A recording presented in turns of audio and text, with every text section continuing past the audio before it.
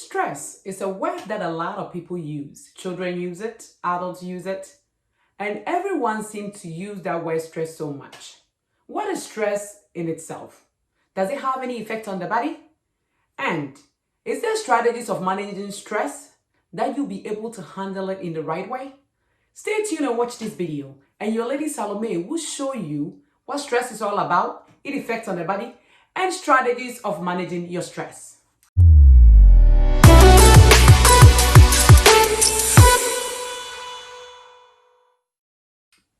Hello, my viewers. Welcome to Ezra Wellness, where you learn proven ways to healthy living.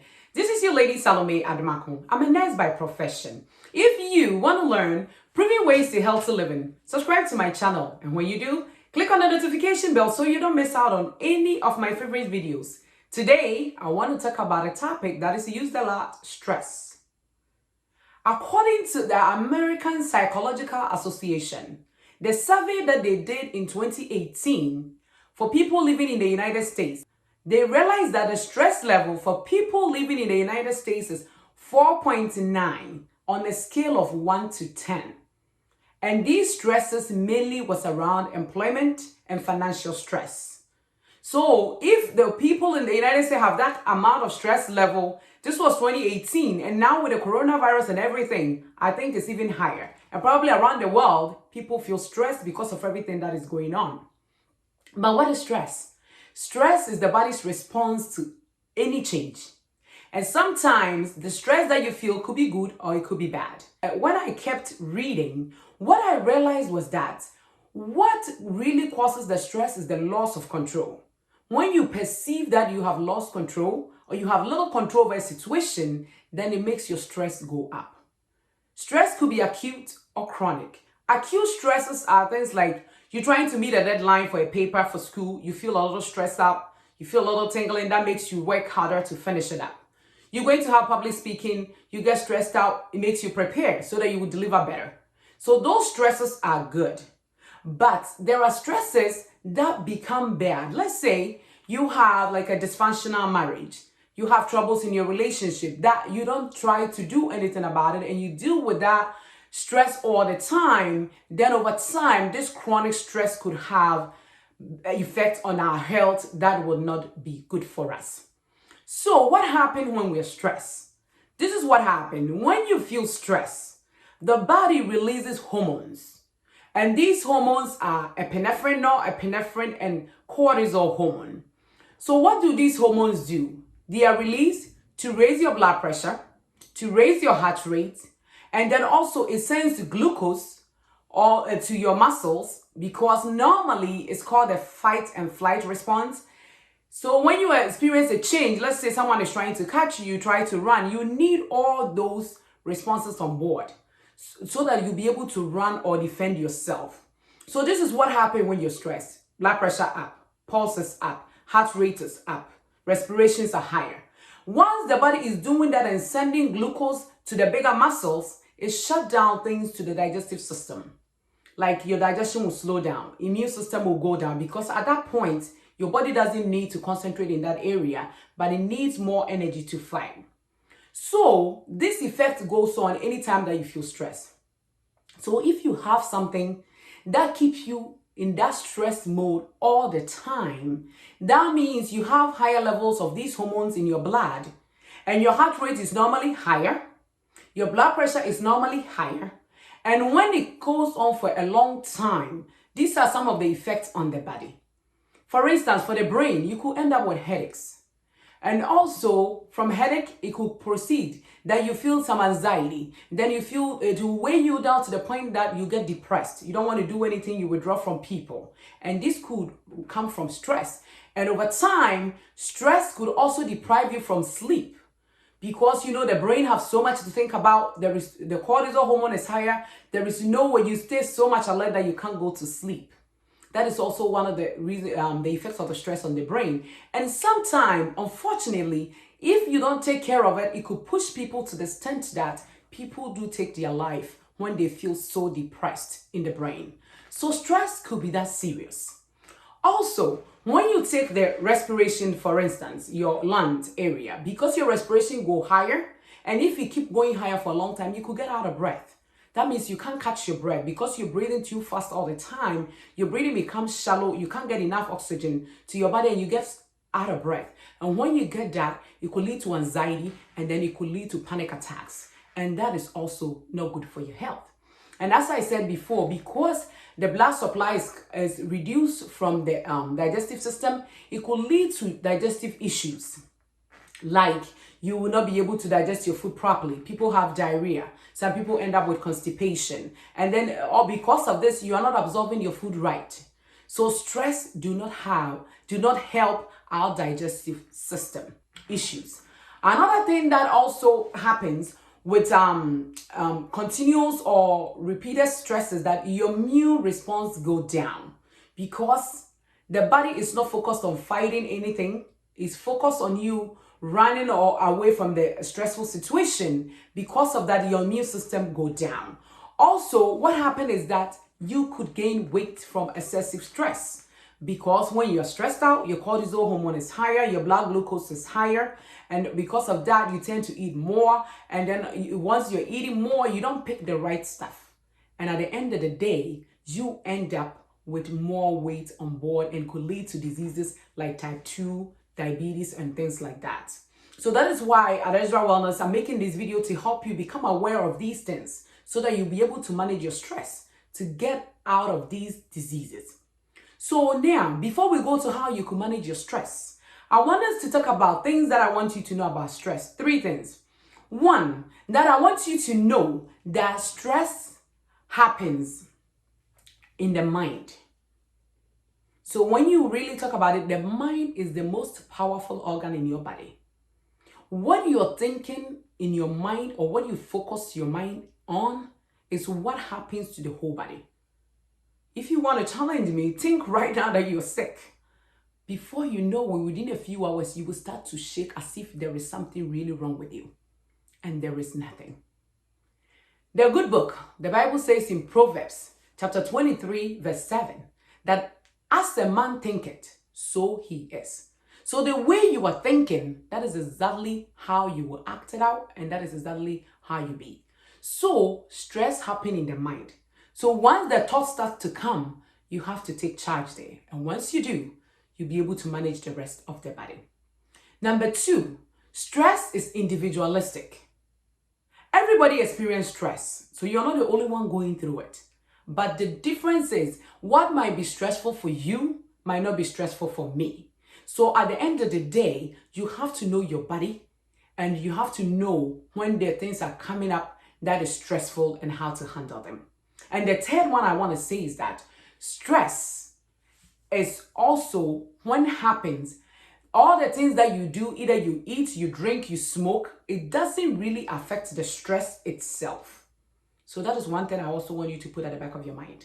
So when you're going through any situation, you say, I'm eating my stress off. Remember, it doesn't amount of calorie that you've taken, the stress will be there after you're done eating. So you have to find ways of managing it.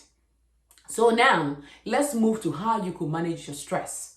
The first step in managing your stress is identifying your stresses.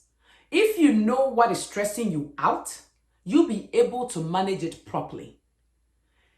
And once you identify these stresses, then the next thing that you do is that those that you could avoid, try and avoid them. But those that you cannot avoid, try and manage them and deal with those stress. Let's say you have a friend who always come and give you bad news that stresses you up. You're better off without that friend. There is a TV program that you watch that stresses you up. Please turn it off. It's not necessary for you to watch it. Because you want to put something better in your brain that will help calm you down instead of putting things that will aggravate you and make you stressed out. Also, when it comes to dealing with stress, now we're going to the managing the stress itself. The first point that I want to talk about is good nutrition, exercise, and sleep. Good nutrition is very, very important when it comes to stress because the stomach and the brain communicate. So whatever you put in your stomach also communicates with the brain. Because your feel-good hormone, serotonin, Studies have shown about 95% of them is produced in the stomach. But if you don't eat the right food, that production will not happen and will not make you feel good enough that you'll be able to take charge of situations for you. Exercising. When you exercise, it also helps to relieve endorphins. That helps you to calm down and helps you to concentrate and be able to deal with a stressful situation. Also, when you talk about sleep, good sleep helps your brain to relax and brain to focus on good things. And sleep is also tied in with a good nutrition. It was in the book Sleep Smarter with Sean Sebastian. He said that about 400 times of the serotonin is produced in the stomach. So you need to eat right for you to get in good sleep, for you to be able to concentrate and deal with your stress. The number 2 point that I want to make when it comes to stress is that time management and planning. Let's say you're going for an appointment. You know that you need to be there by 10 a.m. Please wake up around 8, do things, leave the house by 9, leave more room for traffic, just for the unforeseen circumstances. When you do that, you see that you'll be able to release those acute stresses that come into your life that is not helpful. So time management is really key. Planning, when I talk about planning, I'm talking about planning in the event of finances. Try as much as you can, save a little bit. I know right now a lot of people are out of work.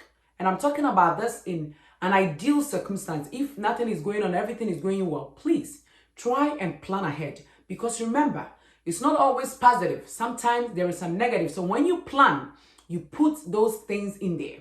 Also, let's say there are situations in life that are good, like having a child, having a promotion, a job. These are good things, but it could bring stress. So the planning that comes in, if you're a new parent or you get pregnant for the first time, make sure you read books about how parenting goes, first year of childbirth, after it, what happens and all that. Ask questions. Talk to people who have gone through the experience so that you have an idea. And once you have an idea, it brings your stress level down. So you need to do that. Let's say you get a new job. Let your manager, a promotion at work, let your manager give you the new responsibilities that you have to do. Talk it over with them. Make sure you know what you're going in for. And when you do that, it helps to bring down your stress. Number 3 on that point is look at things from the bigger picture. Some of us, we get stressed over very little things. Especially in relationship, you argue with your husband over anything. But the thing that you are so worried about it, sit down and think about it. Is it going to matter to you a year from now, 2 years from now, 5 years from now? If you look at it and it's not going to matter, then it's not worth stressing over it. Please let it go and relax. Also, another thing that I also want to say is that especially when it comes to our job places, remember, it's not about you. I say that mostly because, especially for me in nursing field, most of the time when we go to work and we are short, people start to complain, they worry themselves. At the end of the day, you're going to do the job anyway. So what I always say is that don't stress, do your best. That's all that you could do.